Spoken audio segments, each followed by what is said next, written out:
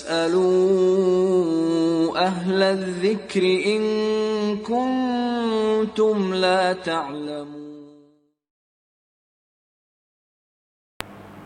ایک ہوتا ہے وجد و کیف، جذب، تو وجد جو ہے وہ ان کی اختیار میں نہیں ہے، وجد تو کسی اور کی توجہ کی وجہ سے اس پر طاری ہو جاتا ہے۔ وجد جو ہے وہ تو طاری پہاڑوں پر بھی طاری ہو سکتا ہے، اور لو انزلنا هذا القرآن على جبل لرأيته خاشعا متصدعا من خشیۃ اللہ، کوہ طور پر تجلی اللہ رب العزت نے فرمائی تو کوہ طور بھی ریزہ ریزہ ہوا، وہ بھی وجد کی کیفیت ہے۔ اسی طرح کچھ اور بھی چیزیں ہیں جو نہ نماز پڑھتے ہیں، نہ روزہ رکھتے ہیں، نہ ان کی کوئی اس طرح کی خاص عبادات موجود ہے، لیکن اس کے باوجود بھی ان کو وجد اور جذب کی کیفیت ہو جاتی ہے۔ لیکن رہ گئی یہ بات کہ ایک بندہ نماز نہیں پڑھ رہا اور یہ دعویٰ کر رہا ہے کہ میرا قلب ذاکر ہے، تو یہ اس دعوے میں جھوٹا ہے،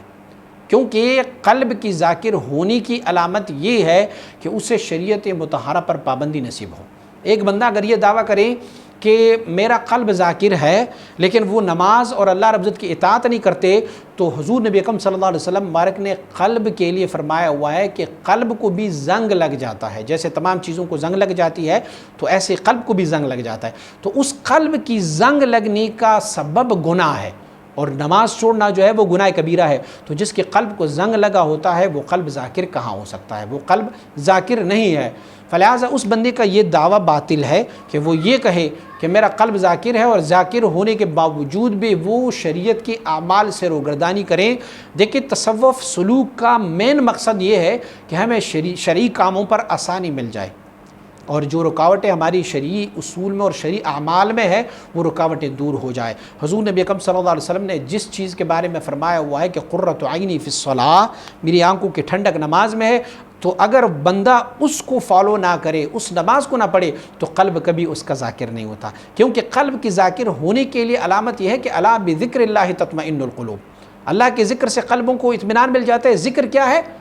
صلاۃ بھی ذکر ہے، نماز بھی ذکر ہے، قرآن کی تلاوت بھی ذکر ہے، تو یہ جو سب سے اہم ذکر ہے جو نماز ہے وہ اس نے چھوڑا ہوا ہے، تو ان کا قلب کیسے ذاکر ہو سکتا ہے؟ قلب ذاکر ہونے کے لیے شرائط یہ ہے کہ وہ شریعت مطہرہ کے تمام اصولوں پر، خصوصاً فرائض، واجبات، سنن اور مستحبات سب پر عمل کرتا ہو، تو تب جا کے ہم ان کے قلب کو ذاکر جانیں گے، وگرنہ یہ لطائف کا حرکت دینا یہ تو عام بندہ بھی کر سکتا ہے، اگر وہ پریکٹس کر لے اور یہ اپنی غدود کو ہلاتے رہیں گے تو کیا ہم ان کی غدود ہلانے کی وجہ سے ان کے قلب کو ذاکر کہیں گے؟ نہیں، بلکہ ہم نے ان کی شریعت کو دیکھنا ہے کہ وہ شریعت پر کتنا عمل پیرا ہے۔ حضرات مشائخ رضوان اللہ علیہم اجمعین فرماتے ہیں کہ اگر آپ نے کسی بندے کو ہوا میں اڑتے ہوئے دیکھا تو فوراً اس پر ولایت کا اطلاق مت کرو، صرف دیکھو کہ ان کی شریعت مطہرہ کتنی ہے، اس شریعت سے کتنا وابستہ ہے، تو اگر وہ شریعت پر ہے اور پھر بھی ہوا میں اڑ رہا ہے تو ہم اسے ولایت اور ولی مانیں گے۔ لیکن اگر شریعت میں اس کی فطور ہے تو ہم یہ سمجھ سکتے ہیں کہ پرندے بھی ہوا میں تو اڑ رہے ہیں، مکھیاں بھی ہوا میں اڑ رہے ہیں، مکھی اڑنے سے ان کی ولایت تو نہیں ہوتی۔ یا ایسے ہی آپ نے دیکھا ایک بندہ پانی کے اوپر چل رہا ہے تو پہلے ان کی شریعت کی طرف دیکھو، اگر ان کی شریعت میں فطور ہے تو پانی کے اوپر تو خشک لکڑیاں بھی تیر کے چلے جاتے ہیں،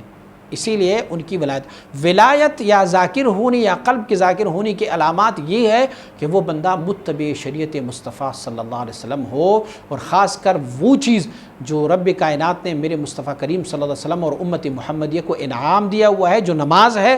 تو نماز جو ہے یہ دین کا ستون ہے، نماز جو ہے وہ معراج مومن ہے، اس کے علاوہ کسی کا عروج اور کسی کا ذکر قابل قبول ہی نہیں ہے۔